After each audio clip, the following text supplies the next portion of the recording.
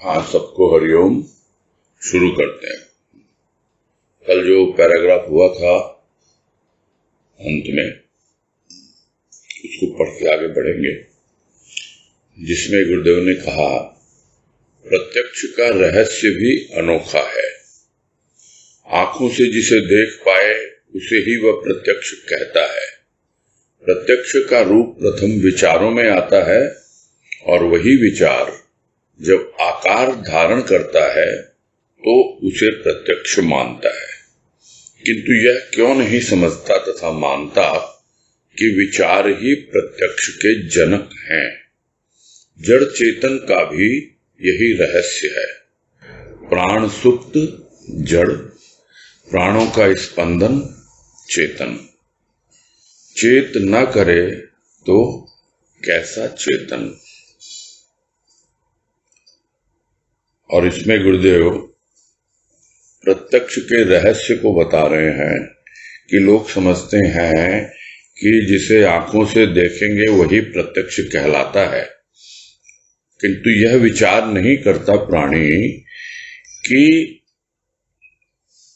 जब तक भीतर कोई विचार नहीं आता तो प्रथम उस प्रत्यक्ष का रूप विचारों में आता है, और फिर वो विचार यदि सामने प्रकट हो तब वो उसको प्रत्यक्ष मानता है, यानी स्थूल रूप में प्रकट हो तो प्रत्यक्ष।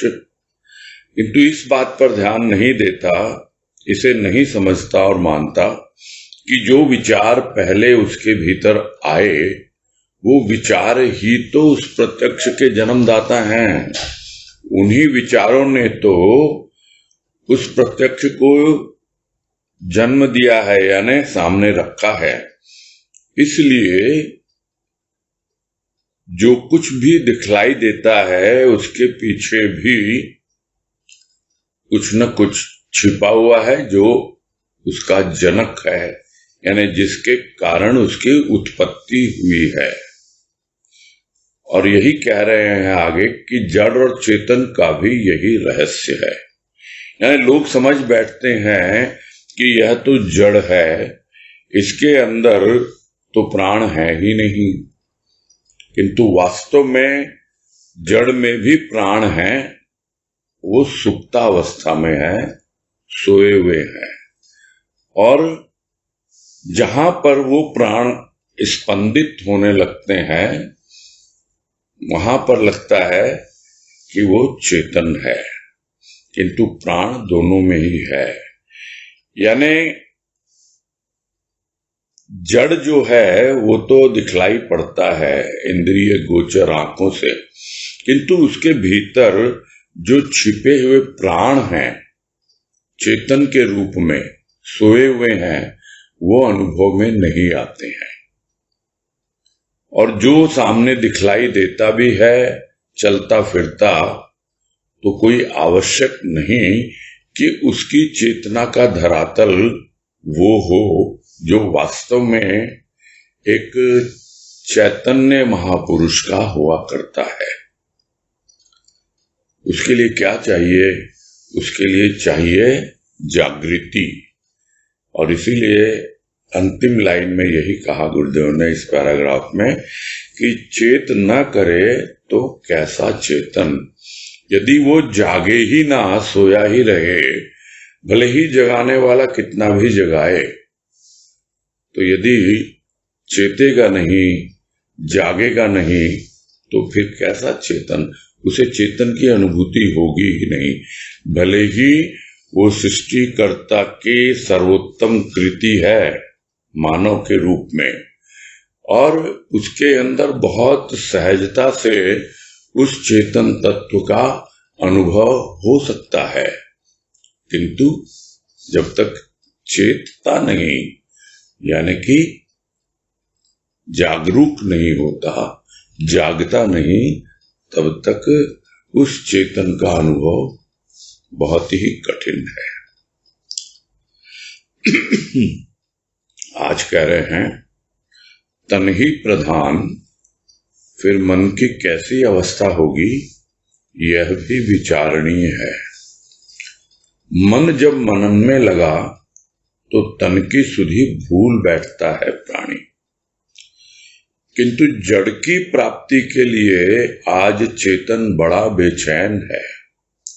अनामी नहीं, उसे तो नाम चाहिए।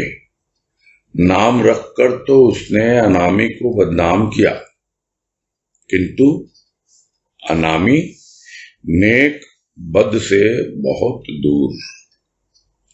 वस्त्र साफ थे, मैले तो मैल वालों ने कर दिए। वायु प्राणदायिनी थी और है, रोग के कीटाणुओं ने इसे दूषित कर रखा है। कटु भावना ने मानव को दानव बनाया, अन्यथा सृष्टि की सर्वोत्तम कृति मानव है। नाम अर्थात प्रसिद्धि मनुष्य के हृदय की कली को खिला देता है। इसमें वह अमरता का अनुभव करता है, समझता है कि कुछ ऐसा काम करूं कि युगों तक लोग मुझे याद करें, किंतु यह उसकी भ्रांति है। चाहना तो पाना नहीं, चाह और वाह वाह का भूखा मनुष्य यह क्यों नहीं समझता कि अनामी का नाम भी अति अल्प मनुष्य लेते हैं, फिर उसी का नाम चिरस्मरणीय रहेगा। यह कैसे संभव हो सकता है? यदि नाम की इतनी उत्कट अभिलाषा है तो उस अनामी का नाम ले जिससे नामी अनामी दोनों ही चिर स्मरणीय हो जाएं। और इस पैराग्राफ में यही बतला रहे हैं, जो बार बार तन और मन की बातें आ ही जाती हैं, और यह भी समझा रहे हैं कि जिसके लिए तन ही प्रधान है, यानी स्थूल ही प्रधान है, उसके मन की क्या अवस्था होगी यह विचारणीय है। यानी विचार करें, किसी और की बात क्या सोचें हम तो अपने बारे में ही सोच सकते हैं कि क्या हमारे लिए तन प्रधान है, और यदि प्रधान है तो हमारे मन की कैसी अवस्था है, इस पर विचार किया जाए। और इसका मतलब यह भी निकल रहा है कि यदि प्राणी सिर्फ तन को ही प्रधानता देने लगा तो उसके मन की अवस्था तो खराब होनी ही होनी है, इसमें कोई संदेह नहीं है। किंतु दूसरी ओर यही मन जब मनन में लग जाता है तो तन की सुध भूल बैठता है।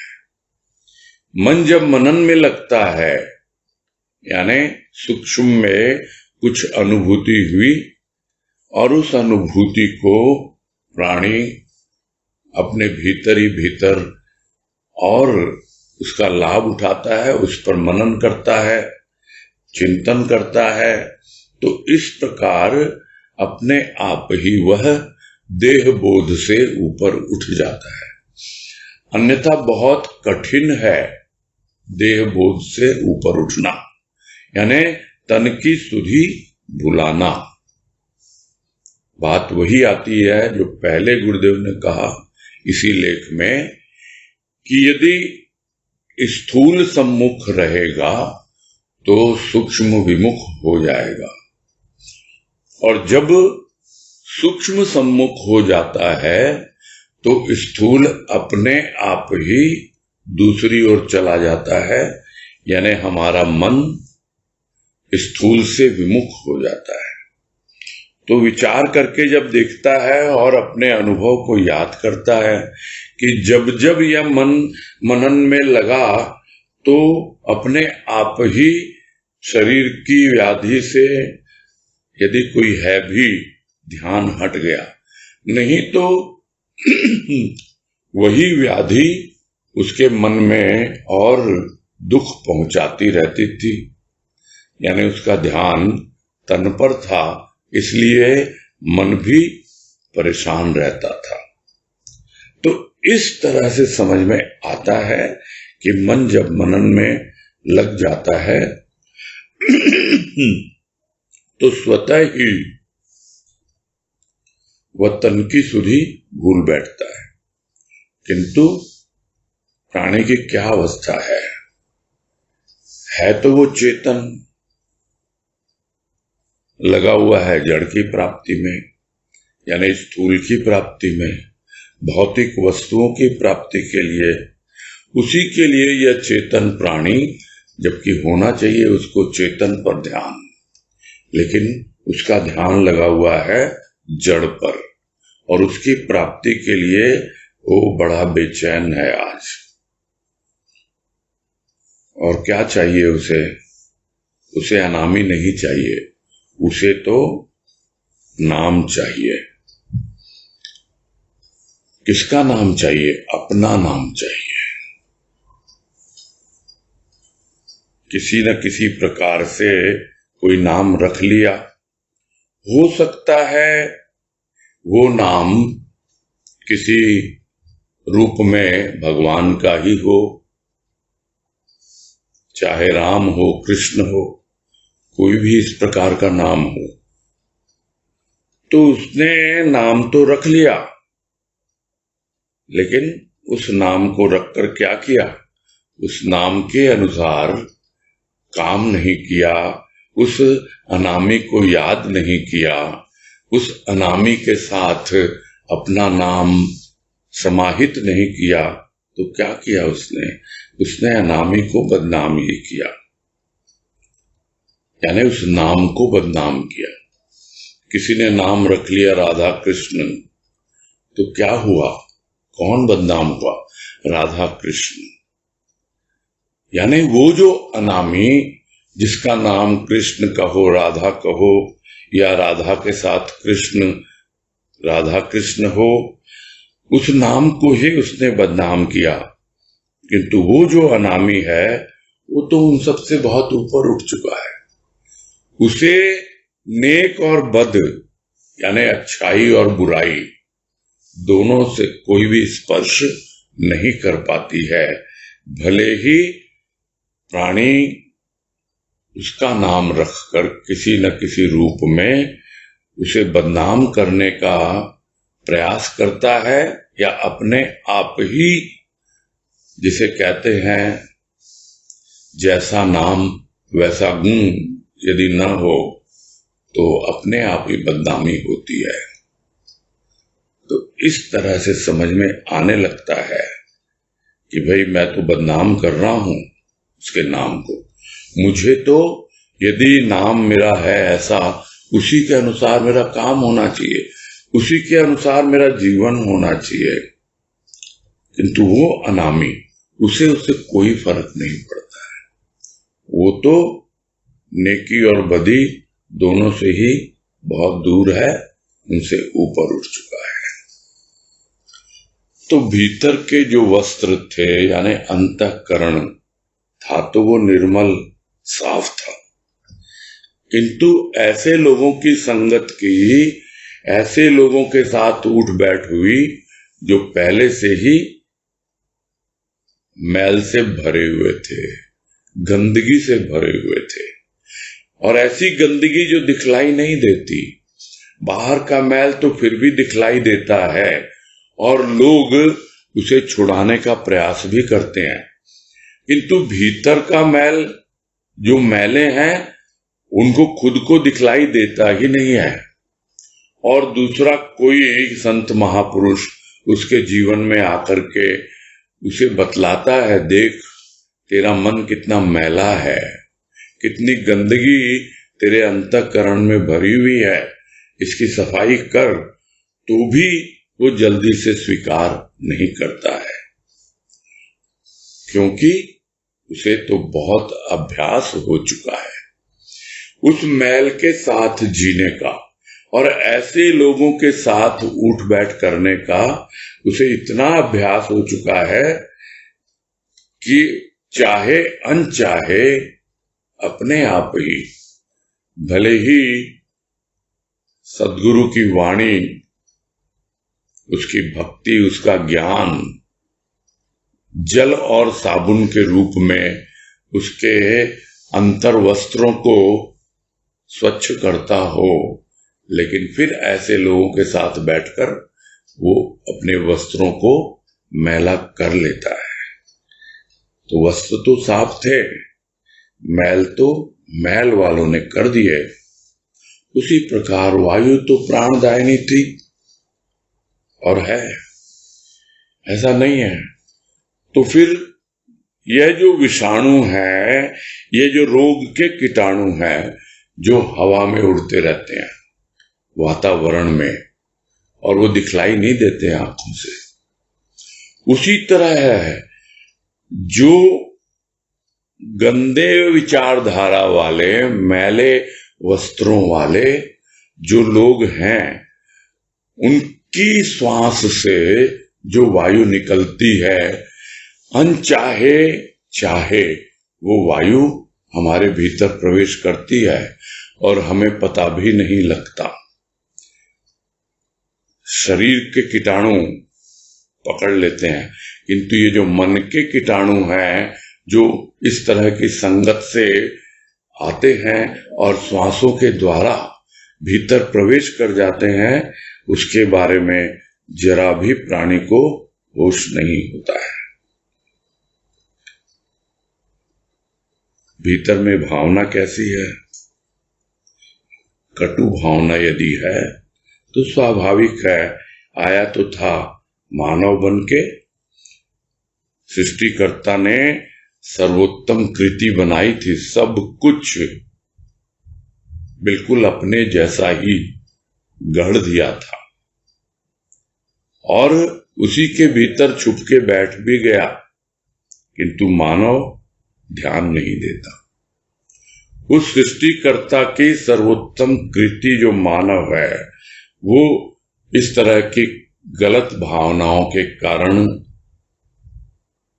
विचारों के कारण, ऐसे लोगों की संगत के कारण मानव से दानव बन बैठा।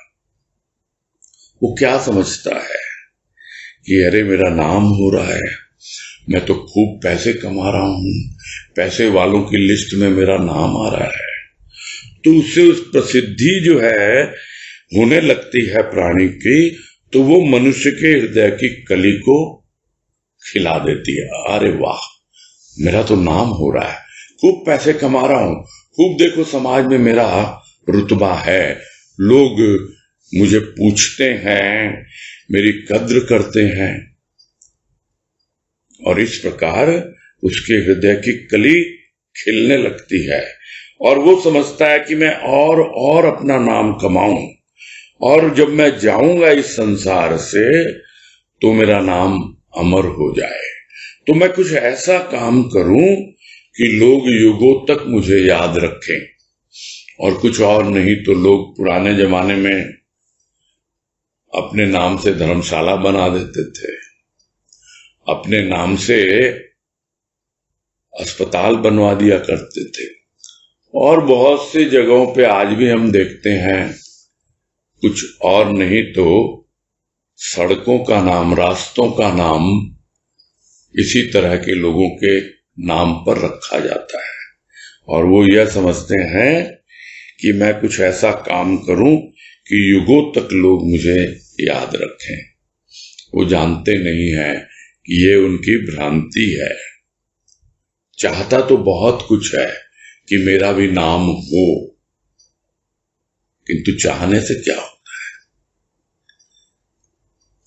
चाहना तो पाना नहीं है, तो पाएगा कैसे? जो प्राणी चाह और वाह वाह का भूखा है, उसे समझ में नहीं आता। सीधी सी बात है कि यदि अनामी का नाम लेने वाले भी इतने कम मनुष्य हैं इस संसार में, तो उसका नाम लेने वाला या उसका नाम चिरस्मरणीय रहेगा, हमेशा लोग उसे याद करेंगे, ये कैसे संभव हो सकता है? अरे भगवान का नाम लेने वाले ही कितने अल्प हैं, बहुत कम लोग हैं।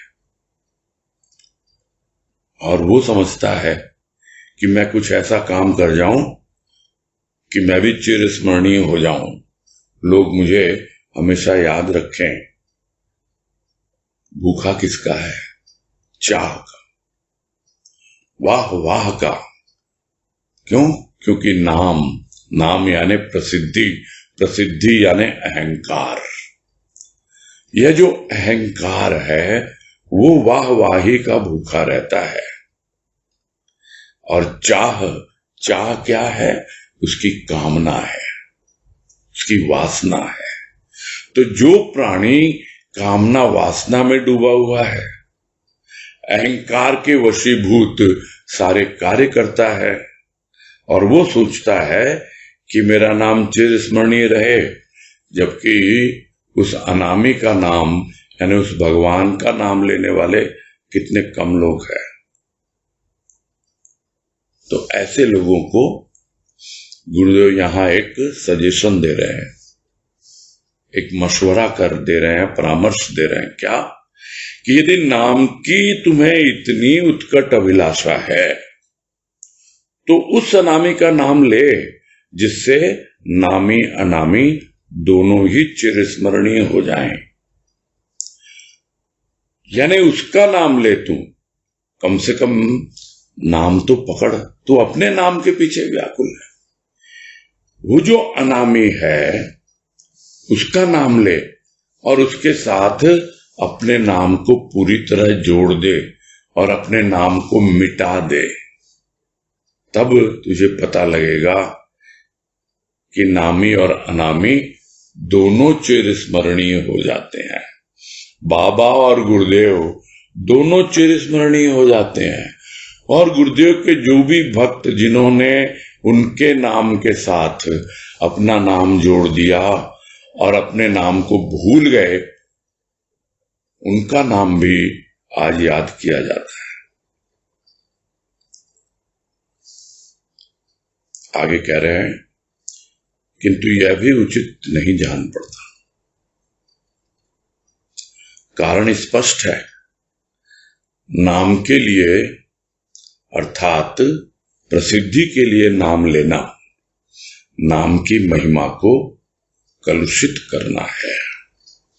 तो ऐसे प्राणी को यह उचित नहीं जान पड़ता। क्यों? क्योंकि वो नाम ले रहा है अपनी प्रसिद्धि के लिए। वो अपने नाम को भूलने के लिए नाम नहीं ले रहा। वो अनामी का नाम भी ले रहा है तो अपनी प्रसिद्धि के लिए ले रहा है।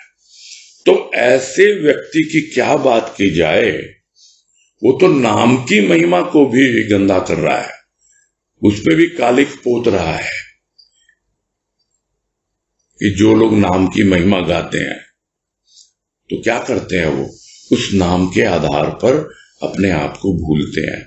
लेकिन ये तो ऐसा प्राणी है कि अनामी का नाम भी लेगा तो इस मतलब से लेगा ताकि लोग उसे भी याद करें। अपने नाम के लिए वो नाम ले रहा है अनामी का, तो ये तो नाम की महिमा को भी गंदा करना है। आगे है, छोटा सा बीज महा उपदेशक है। अपनी हस्ती और मस्ती मिटाकर अंकुर को जन्म दिया। पल्लवों ने प्राणों को हर्षित किया। फूल और फल को देखकर पुलकित हुआ।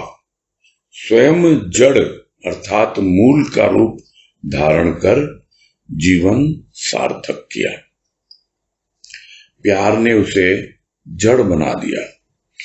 अनामी के नाम के लिए जब मनुष्य प्यार में जड़वत हो जाता है, उसकी अवस्था भी उसी बीज की तरह हो जाती है। हस्ती मिटी, मस्ती गई, अब मस्त हुआ अनामी के नाम में। प्रेम का अंकुर जमा, पल पल में पुलकित हुआ प्रेम पल्लव। आनंद फल फूल में परिवर्तित हुआ। जड़ ने चेतन को उपदेश दिया। चेतन ने स्वदेश देखा। जीवन सार्थक हुआ। ये हैं जड़ और चेतन के कार्य, जहां जीवन की सार्थकता है, विफलता नहीं। और इस पैराग्राफ में एक बीज की यात्रा है। क्या यात्रा? बीज से बीज की यात्रा। यानी जो एक छोटा सा बीज, यदि उससे कुछ प्रेरणा ली जाए, उससे कुछ उपदेश ग्रहण किया जाए, तो वो बीज भी बहुत कुछ समझा देता है, सिखा देता है। तो क्या किया बीज ने? बीज ने अपनी हस्ती और मस्ती दोनों को मिटाया। यानी जो भी जीवन जी रहा था, वो अपने आप को बहुत कुछ समझ रहा था, किंतु अपनी हस्ती और मस्ती दोनों को जब मिटा दिया और मिट्टी में मिल गया, हस्ती मस्ती को मिटाकर मटिया मेट हो गया, बिल्कुल अपने अस्तित्व को मिटा दिया उसने, तब जाकर उसने अंकुर को जन्म दिया। यानी उस जमीन से अंकुर उपजा, बाहर निकला, धीरे धीरे विकसित हुआ, पल्लवों के रूप में, कोमल कोमल पत्तों के रूप में, कली के रूप में, इस प्रकार पल्लवित होकर के प्राणों को हर्षित किया, अपने प्राणों को। ये बीज सिखा रहा है कि यदि तुम भी इस प्रकार अपनी हस्ती और मस्ती को मिटाकर, कि जिस हस्ती में तुम मस्ती पा रहे हो और अपने आप को बहुत कुछ समझ रहे हो, उसको मिटा दो, पूरी तरह जमीन में गाड़ दो उसको। जिस जमीन के ऊपर खेल रहे हो, जिस स्थूल भाव में रमे हुए हो, उसको हटाकर पूरी तरह अंदर डाल दो। तब बीज की तरह तो जब गहराई में जाता है, तब वो जब प्रस्फुटित होता है, उससे पल्लव, फूल और फल, तब इसको देखकर कितना पुलकित होता है वो बीज कि आज मेरा मिटना सार्थक हुआ, स्वयं मेरा रूपांतरण हो गया। मैं बीज था, अब मैं मूल का रूप धारण कर चुका हूं। बीज था तो पता नहीं था क्या होगा नहीं होगा, यूं ही नष्ट हो जाऊंगा, किंतु जब सही जगह पर अपने आप को मिटाया, तब उसने मूल का रूप धारण कर लिया और अपने जीवन को सार्थक कर लिया। यह एक सार्थक जीवन की कहानी है, जो बीज से सीखी जा सकती है। तो क्या किया उसने? प्रेम को अपनाया, भाव को अपनाया, तो उस प्यार ने उसे जड़वत बना दिया। यानी बिल्कुल एकदम भीतर से ऐसा कर दिया कि बस अब कोई उसे डिगा नहीं सकता, कोई उसे हिला नहीं सकता। वो प्यार में इतना निष्ठावान हो गया उस अनामी के प्रति कि बस अनामी का नाम लेते ही वो प्यार में जड़वत हो जाता है।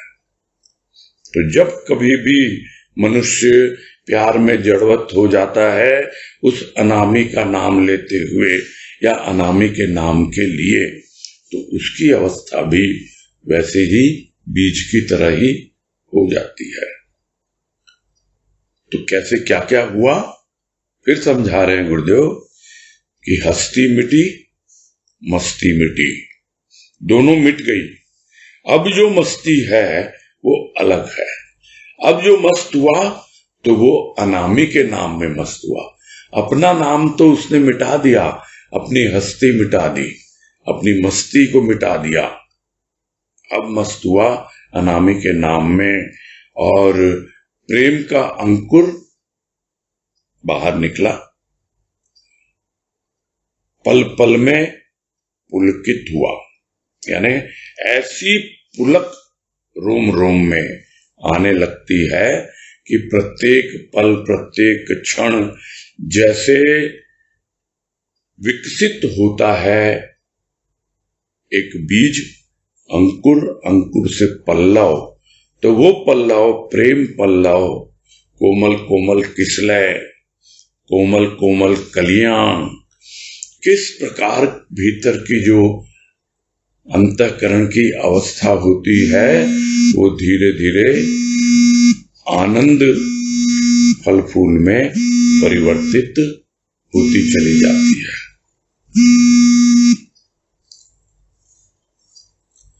इस प्रकार एक बीज से भी समझ में आ जाता है प्राणी को कि कैसे प्रेम पल्लवित होकर आनंद रूपी फल फूल में परिवर्तित हो जाता है।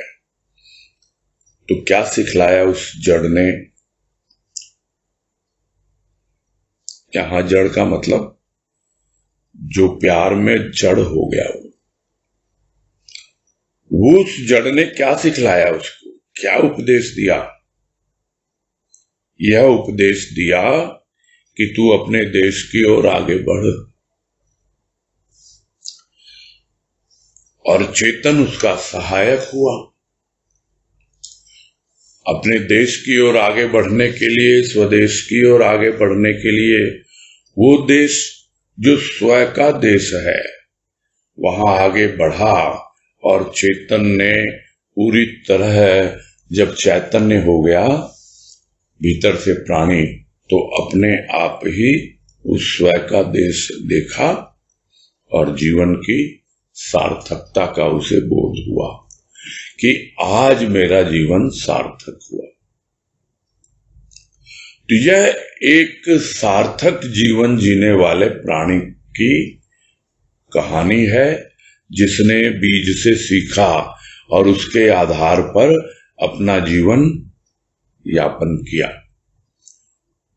और संतों का जीवन भी इससे कुछ अलग नहीं होता है। जो गुरुदेव यहां लिख रहे हैं वो अपना अनुभव ही लिख रहे हैं कि किस प्रकार से अनामी के नाम में प्रेम का अंकुर प्रस्फुटित हुआ, पल्लवित हुआ, और आनंद रूपी फल फूल में उसका रूपांतरण हो गया, परिवर्तित हो गया। और जब आनंद आने लगा तब अब बढ़ चला, पूरा जो चैतन्य उसका रूप था, जो उसकी चेतना थी, वो स्वयं की ओर बढ़ चली और स्वयं का देश देखकर, अपने स्वयं को, अपने आप को जानकर उसका जीवन सार्थक हो गया। तो ये है जड़ और चेतन के कार्य। यानी किस प्रकार अपने आप को उस अनामी के नाम से जोड़कर, क्योंकि वही सबके मूल में है, और हमारा जो भी बीज रूप है जिसमें इतनी संभावनाएं छिपी हुई हैं इस जीवन में, जब मूल के रूप में रूपांतरित हो जाता है वो, तब पता लगता है कि अब जो बीज मिटा वो बीज मिटकर भी बीज ही बनता है, औरों के लिए प्रेरणा देता है कि तुम भी मेरी तरह मिटो, उस अनामी के लिए मर मिटो, तो अपने आप ही तुम्हारा भी नाम उसके नाम से जुड़ जाएगा। तो ये है जड़ और चेतन के कार्य, और ये जीवन की सार्थकता है। और इस तरह का जीवन जो जीता है सार्थक जीवन होता है, और वहां कहीं पर भी विफलता की बात ही नहीं है। क्यों? क्योंकि प्रेम और श्रम कभी विफल नहीं होते। प्रेम किया है प्रभु से, विफल नहीं होगा। पुरुषार्थ किया है अपने भीतर स्व के देश तक पहुंचने का, वो कभी विफल नहीं होगा।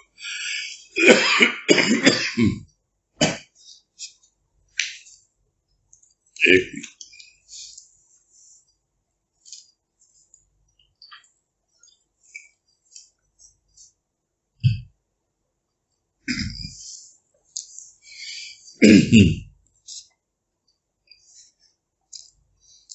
आगे कह रहे हैं, नाम इनाम के लिए लेता है, कहता है यह मेरा ईमान है। ईमान होता तो इनाम के लिए नाम न लेता। विचित्र है यह संसार, जहां असार को सार मानने वाले ही अधिक हैं। धन की आवश्यकता है तो साधन की भी है। धन इस लोक का धन, साधन साधन स्वदेश का। साधन जरिया कहलाने लगा। जर अर्थात धन प्राप्ति के लिए, शब्द अर्थात साधन जर्जरित हो गया। अनामी नारायण पर विश्वास नहीं, विश्वास लक्ष्मी पर है। चंचला स्थिर रहेगी यह भ्रम ही तो है। दासी सहायक होगी स्वामी के बल पर। स्वामी की आज्ञा दासी का कर्तव्य, किंतु फिर भी दासी के प्रार्थी अनेक और स्वामी के अनेकों में एक। और इसमें यही कहना चाह रहे हैं कि यदि नाम भी लेता है नारायण का, तो किसके लिए लेता है? लक्ष्मी के लिए लेता है, यानी इनाम के लिए, बदले में उसे कुछ मिले। नाम लिया मैंने भाई तुम्हारा, अब उसके बदले में मुझे कुछ मिलना चाहिए ना, इनाम। हमने तुम्हें कुछ गिफ्ट दिया किसी भी रूप में, अब हमें रिटर्न गिफ्ट चाहिए। बहुत कॉमनली हम सुनते हैं ये। इस मानसिकता को यहां समझना है कि यदि आप कुछ कर रहे हो उसके लिए और उसके बदले में कुछ भी चाहते हो, तो वास्तव में यह कोई ईमान नहीं है। ईमान यानी आपका कोई विश्वास नहीं है, आपका कोई धर्म नहीं है। ये इनाम के लिए लेता है नाम और कहता है यह मेरा ईमान है। अरे यदि ईमान होता तो इनाम के लिए नाम नहीं लेता, इनाम के लिए नहीं पूजता उसको, इनाम के लिए सत्संग नहीं करता कि मैं सत्संग करता हूं, प्रभु तुमको याद करता हूं, सुबह शाम तुम्हारे सामने धूप बत्ती दीपक जलाता हूं, तो मुझे कुछ तो मिलना चाहिए ना। देखो तुम्हारा जन्मदिन है, मैं तुम्हारे लिए ये भेंट लाया हूं, मुझे रिटर्न गिफ्ट तो चाहिए ना। तो इस तरह की भावना लेकर के यदि आप उसकी पूजा में लगते हो, आराधना में लगते हो, तो वो ईमान नहीं है आपका, वो आपका विश्वास नहीं है, वो आपका धर्म नहीं है। यदि वास्तव में ईमान होता तो इनाम के लिए नाम नहीं लेता। तो विचित्र है यह संसार। कैसे विचित्र है कि जहां सार नहीं है, यानी जो असार है, उस असार को ही सार मानने वाले भरे हुए हैं। क्या असार है?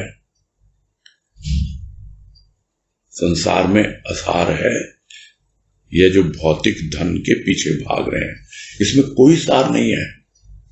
और उस असार में ही सार मान बैठे हैं कि हम नारायण की पूजा करते हैं, लेकिन ध्यान कहां है?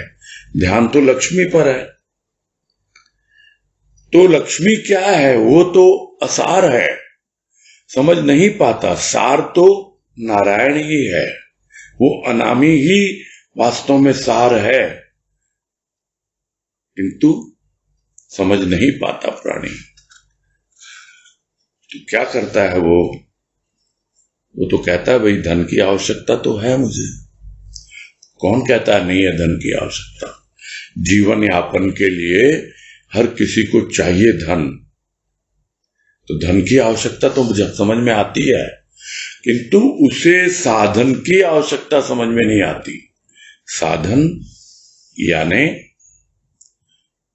जिसके द्वारा तुम अपने स्व तक पहुंच सकते हो, अपने आप को जान सकते हो, उस आनंद तक पहुंच सकते हो।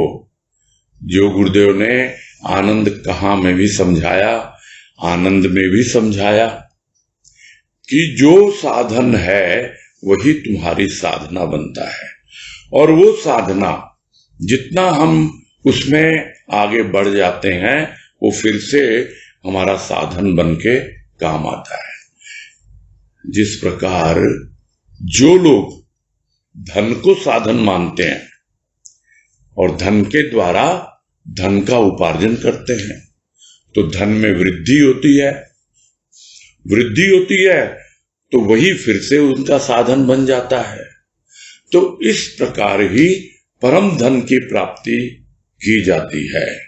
यानी जो भी साधन हमारा बना वो साधन सूक्ष्म का साधन है, क्योंकि यह जो धन है यह तो इस लोक का धन है, और जो साधन है वो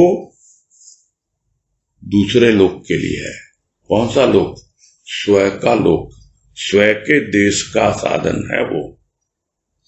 और लोग क्या करने लग गए? साधन मतलब जरिया, यानी हमको धन कमाने के लिए कोई ना कोई तो साधन चाहिए ना, कोई तो जरिया चाहिए कि बिजनेस करेंगे कि सर्विस करेंगे, कुछ भी करेंगे। तो ये कहलाने लगा किसके लिए? जर अर्थात धन प्राप्ति के लिए, रुपया पैसा के लिए आपने साधन को इसमें लगा दिया। साधन था यह शरीर, साधन था आपका प्रेम और भाव। उस साधन को आपने धन प्राप्ति के लिए लगा दिया। तो यह जो वास्तव में साधन था, यानी शब्द, शब्द से यहां पर गुरुदेव का मतलब है जो भी उसका नाम, जो भी अनामी का नाम तुमने पकड़ा है, जिस नाम का आधार लिया है, वो तो जर्जरित हो गया। कहां चला गया? जंग लग गया उसमें, खा गया जंग उसको। कैसे समझे प्राणी कि जो साधन मिला था वो प्रेम और भाव का साधन, उसको काम में लिया नहीं, और लिया भी तो धन के लिए लिया, भौतिक धन के लिए। तो वो साधन कहाँ रहेगा? वो तो जर्जरित होगा ही होगा। मिला तो था वो साधन स्वदेश के लिए, किंतु हमने उस साधन को इस देश के लिए, इस लोक के लिए, ये जो पार्थिव लोक है, यह जो पृथ्वी लोक है, इसके लिए हमने भौतिक चीजों में उस साधन को नष्ट कर दिया। और वही उदाहरण फिर दे रहे हैं कि अनामी पर विश्वास नहीं है। वो अनामी कौन? वो नारायण, वो भगवान। उसे तो विश्वास लक्ष्मी पर है, किंतु वो जानता नहीं, वो भी एक भ्रम ही है उसका कि यह तो चंचला है, टिकती है कहीं पर, स्थिर रहेगी। सोचता है मैं धन कमा लूं, खूब इकट्ठा कर लूं। तो लक्ष्मी को तो हमेशा से कहा गया है कि यह चंचला है, तो किसके अनुसार चलती है? वो तो अपने स्वामी के बल पर चलती है। तो दासी तभी सहायक होगी जब स्वामी उसे आज्ञा देगा। तो स्वामी की आज्ञा पालन करना दासी का कर्तव्य है। तुम दासी की सेवा में लगे हुए हो, जबकि वो दासी स्वयं उस स्वामी की सेवा में लगी हुई है, और तुम समझते हो कि उस दासी के माध्यम से तुम स्वामी की सेवा कर रहे हो, यह एक भ्रम है। तुम सीधे सीधे उस स्वामी तक पहुंचो, उस नारायण तक पहुंचो, और उसकी जब मर्जी होगी, उसकी जो कृपा होगी, तो अपने आप ही उसके आज्ञानुसार वो दासी अपना कर्तव्य पालन करेगी और करती है। किंतु फिर भी देखा गया है कि दासी के प्रार्थी तो अनेक हैं, यानी अनेकों अनेक लोग उस दासी की ही इच्छा रखते हैं, उसी की सेवा करते हैं। स्वामी की तो अनेकों में एक, यानी उन अनेकों में कोई एक होता है गिना चुना, जो उस स्वामी के लिए इच्छा रखता है, उसकी पूजा आराधना करता है। अन्यथा लोग तो दासी के लिए ही, अर्थात लक्ष्मी के लिए ही अनामी को मानते हैं। अगर मानते हैं तो भी सिर्फ अनामी को मानना, कहीं पर उसकी दासी यानी लक्ष्मी का विचार ही ना आए, ऐसे तो अनेकों में एक ही होता है। यही गुरुदेव यहां समझा रहे हैं और हम सब जानते हैं। यह कोई नई बात नहीं है, बहुत ही साधारण सी बात है, और हम सबको पता है कि किस तरह से लोग भक्ति करते हैं, किसकी भक्ति करते हैं, किस उद्देश्य से भक्त कहलाते हैं, किस उद्देश्य से वो सत्संग में आते हैं, किस उद्देश्य से वो प्रभु को पूजते हैं, मानते हैं, या कुछ भी कहें, जो भी उनकी मान्यताएं तौर तरीके हैं। तो ये सब बातें सबको पता है और इसको फिर से समझने समझाने की कोई आवश्यकता नहीं है। बस यही पूरा करते हैं।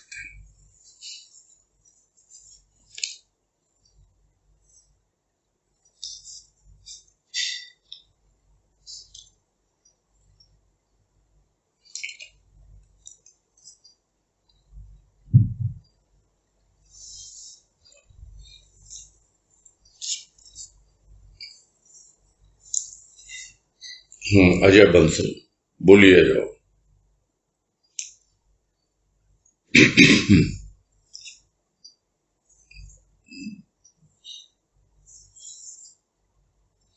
हाँ बोलिए। हाँ भैया प्रणाम। हाँ नमस्कार, बोलिए। ये बात आई थी अपने को मिटा देना, तो उससे क्या क्या समझे, मतलब अपने आप को मिटा। मैं हुई नहीं कुछ, मैं कुछ भी नहीं। अपने आप को मिटाना सबसे कठिन है, मैं को मिटाना, अपने अहंकार को विसर्जित करना, ये सबसे कठिन कार्य है। जहां कहीं हमें अपनी मैं सर उठाती हुई नजर आए, बस उसके क्या कहें, उसको दो सींग है उसके, मैं के ऊपर कितने हैं, दो मात्राएं हैं ना, दोनों सींग को हटा दो वहां से और उसको तू में जोड़ दो, तो तुम हो जाओगे, फिर आप तब मिटोगे। मैं को मिटाने का यही तरीका है, वही खुद को मिटाना है। क्योंकि अभी हम अपने आप को मैं के नाम से ही जानते हैं, वो नाम नहीं रहेगा। फिर जब मैं नहीं रहेगी तो हम अपने आप ही मिट जाते हैं।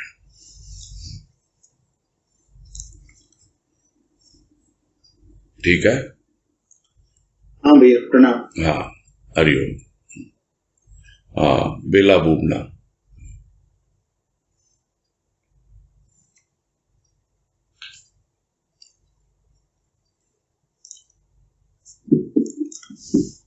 प्रणाम भैया।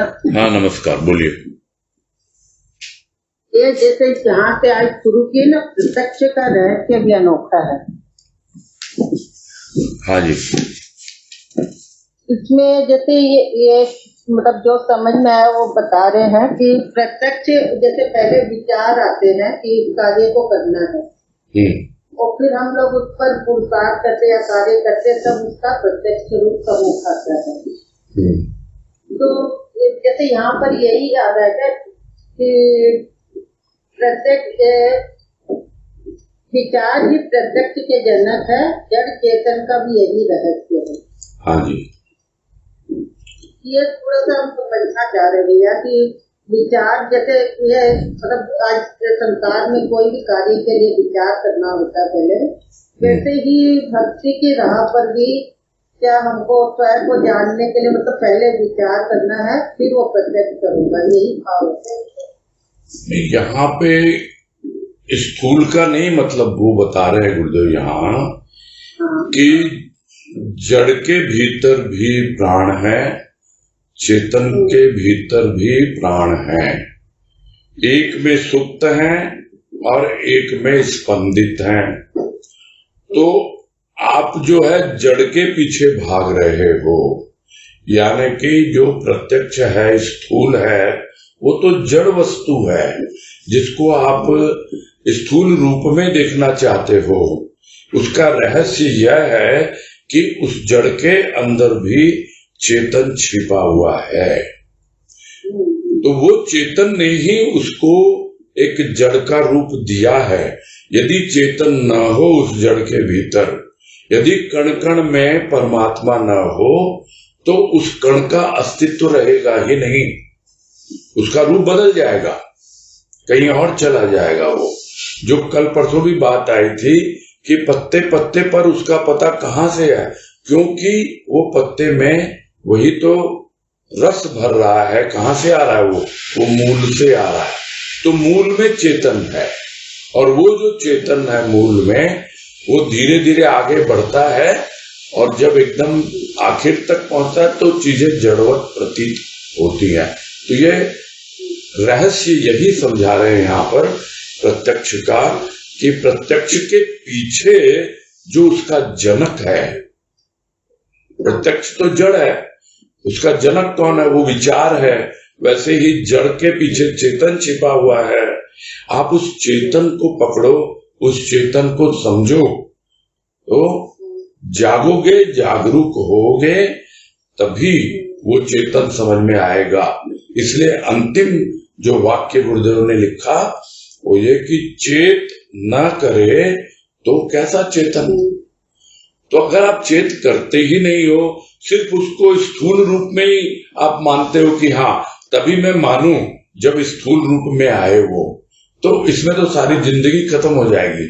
आप सूक्ष्म में आगे बढ़ ही नहीं पाओगे। आप विचार को पकड़िए, विचार पे मनन करिए। वो आगे बताया, मन जब मनन में लगा तो क्या हालत हो गई, तन की सुध भूल गया। फिर उसको स्थूल से कोई लेना देना ही नहीं है। उसकी यात्रा तो अब चेतन की ओर बढ़ गई है। मनन कर रहा है, फिर चिंतन कर रहा है, धीरे धीरे सूक्ष्म से सूक्ष्मतर सूक्ष्मतम, इस तरह वो अपने स्व के देश की ओर बढ़ रहा है। वो इस लोक में अब नहीं है। ये तो क्या है? पार्थिव लोक है, यानी दुनियादारी, भौतिक। अब उसका ध्यान वहां से हट गया। अब तो वो भीतर की यात्रा कर रहा है। और यही सब बातें आगे भी समझाई है ना, कि जड़ ने चेतन को उपदेश दिया, है ना। जहां जड़ चेतन की बात अभी आप कर रहे हो, उस बात को आगे गुरुदेव समझा रहे हैं ना, कि बीज से भी बहुत कुछ सीखना है। कि जड़ ने चेतन को उपदेश दिया, और चेतन ने स्वदेश देखा, यानी वो अल्टीमेट है उसका, चेतन का अल्टीमेट लक्ष्य, यानी अंतिम लक्ष्य जो चेतन का है, वो पूरी तरह से जब चैतन्य भाव जाग जाता है, तब वो अपने स्वयं तक पहुंच जाता है। यही कह रहे हैं। तो प्रत्यक्ष का रहस्य, ये प्रत्यक्ष का रहस्य है। आप इस रहस्य को जब समझ लेते हो, तो हर चीज को प्रत्यक्ष देखना चाहता हूँ, इन आंखों से देखना चाहता हूँ, मुझे तो इन आंखों से दिखे तभी मैं इसको मानूं, तो इसी में खेलते रहो फिर जिंदगी भर, उससे बाहर निकल नहीं पाओगे। फिर ये कहना चाह रहे हैं आप। फिर आप नाम के पीछे ही भागते रहोगे, अनामी को समझ ही नहीं पाओगे। क्लियर है ना? हाँ, अभी समझ में आ गया। बहुत मन में ऐसे चल रहा था ये कि क्या यहाँ पर समझ में नहीं आया था पूरा, अब पूरा खुल गया है ये बात। ठीक है, चलो अच्छी बात है। हाँ भैया, हाँ प्रणाम। हाँ हरिओम हरिओम। नेक्स्ट सुनीता जालान को देंगे। हाँ हरिओम भैया। हाँ हरिओम, बोलिए। प्रणाम, बोलिए भैया। ये बात जैसे इसमें आई कि वस्त्र साफ थे, मैले तो मैल वालों ने कर दिए। हाँ जी। तो ये जैसे आत्मरूपी वस्त्र जैसे हम बोलते हैं कि या हमारे शरीर के अंदर बोलते ना, जैसे कबीर की वाणी की वो क्योंकि तो धर दीनी, ये मैल वालों ने कर दिए, मतलब कि बाहर के जो हमारे विचारधारा ने।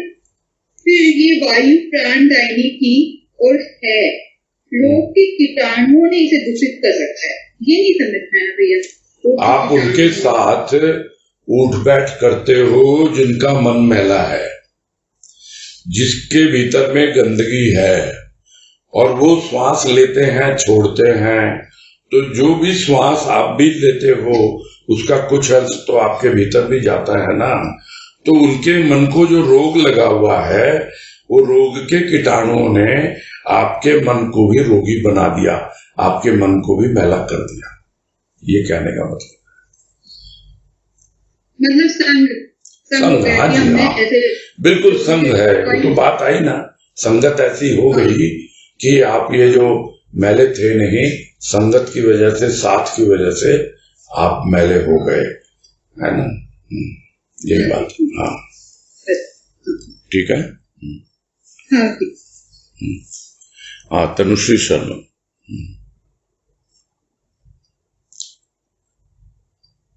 प्रणाम भैया। हाँ नमस्कार, बोलो। वो कल भी बात आई और आज भी आई कि जब स्थूल से के हम सम्मुख होंगे तो सूक्ष्म के विमुख हो जाएंगे, जब सूक्ष्म के सम्मुख होंगे तो स्थूल से विमुख हो जाएंगे।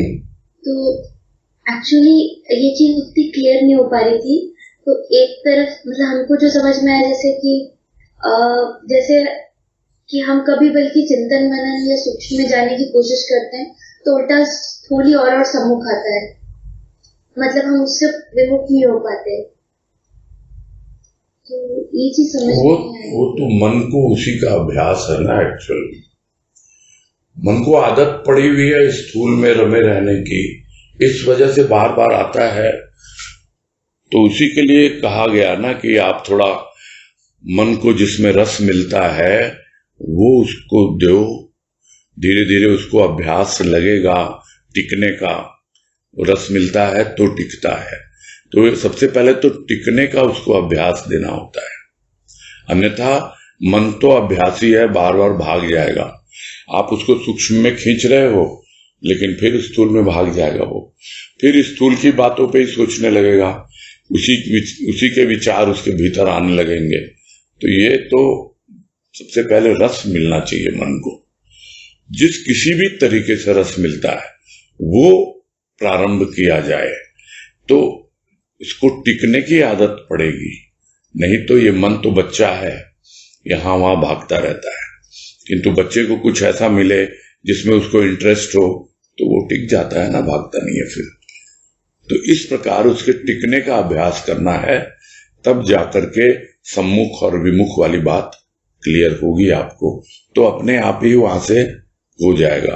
विमुख तो यही है, क्योंकि फिर लौट के जाता है। अगर आप उसको चाह रहे हो कि वो सूक्ष्म के सम्मुख आए और वो सूक्ष्म से फिर विमुख हो जाता है, क्योंकि उसी तरह का अभ्यास मन को पड़ा हुआ है। ये है इसके पीछे बात।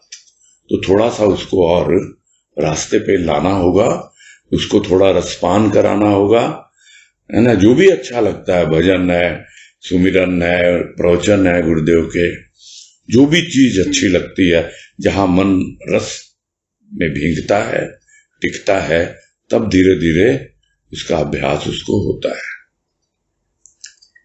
यही समझाओ भाई, हमारा तो यही अनुभव है, यही कह सकते हैं। और गुरुदेव ने भी यही सब बातें कही है ना। हाँ भैया, क्लियर हो गया। प्रणाम। हरिओम। हरिओम। हाँ श्रुति चौमाल।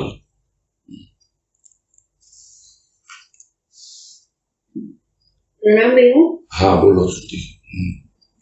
हाँ बोल रही हूँ, ये जो बीज वाला जो एक पैराग्राफ दिया हमने, उसमें आया कि प्यार ने बीज को जड़ बना दिया, प्यार ने उसे जड़ बना दिया फोर्थ लाइन में। हाँ हाँ हाँ, तो मतलब यही समझ में ऐसे ही आ रहा है कि उसको इतनी चाहत थी कि वो अपने जैसा और बीज दुनिया में छोड़ जाए, क्या यही वजह थी? नहीं, वो चाहत उसकी बिल्कुल नहीं है, वो तो अपने आप को मिटा देना चाहता है बस। अनामी के नाम के लिए उसने अपने आप को मिटा दिया और प्यार में बिल्कुल जड़वत हो गया, यानी इतना उस प्यार में सराबोर हो गया कि उसे बिल्कुल भी होश नहीं है। उसकी हस्ती मिट गई, उसकी मस्ती मिट गई, यानी उसका जीवन जीने का ढंग ही अलग हो गया।